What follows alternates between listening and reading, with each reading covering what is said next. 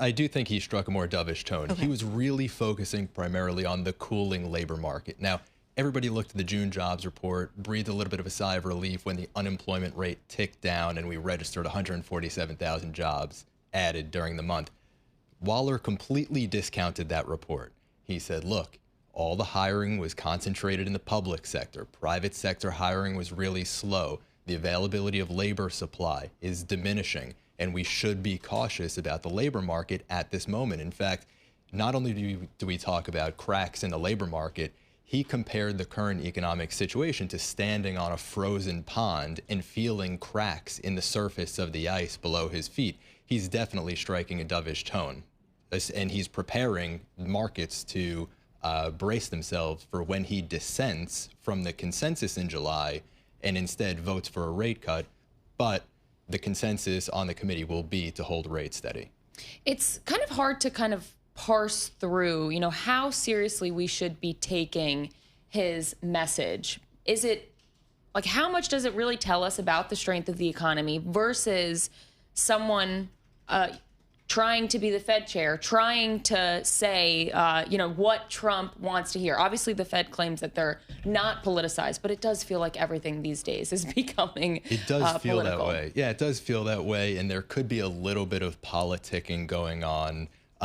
Waller is somebody who's comfortable dissenting, so I don't want to make this just strictly a set of circumstances. He's trying to put himself out from the bunch to gain the president's favor. He has dissented before, as we just heard in the audio drop. He dissented when he voted in favor of maintaining the pace of balance sheet runoff rather than slowing the pace of balance sheet runoff as they did earlier this year. So he's comfortable standing out from the pack.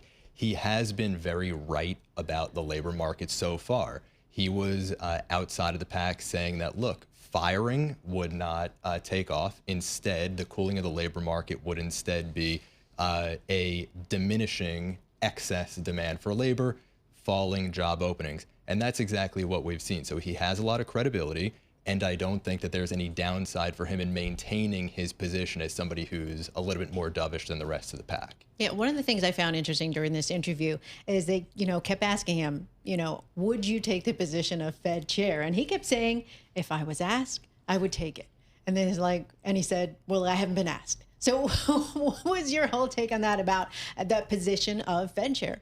This is the real campaign season that we should care about. Forget the midterms coming up next year.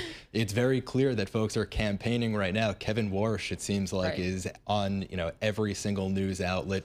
This has been Waller's opportunity to get his name out there, to start putting himself forward as a viable candidate.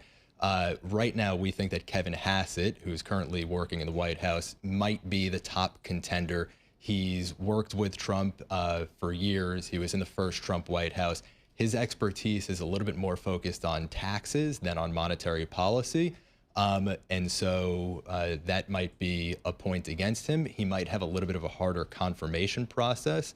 I think that Waller is doing a good job of getting his name out there and perhaps even just getting himself a bit more on Trump's radar.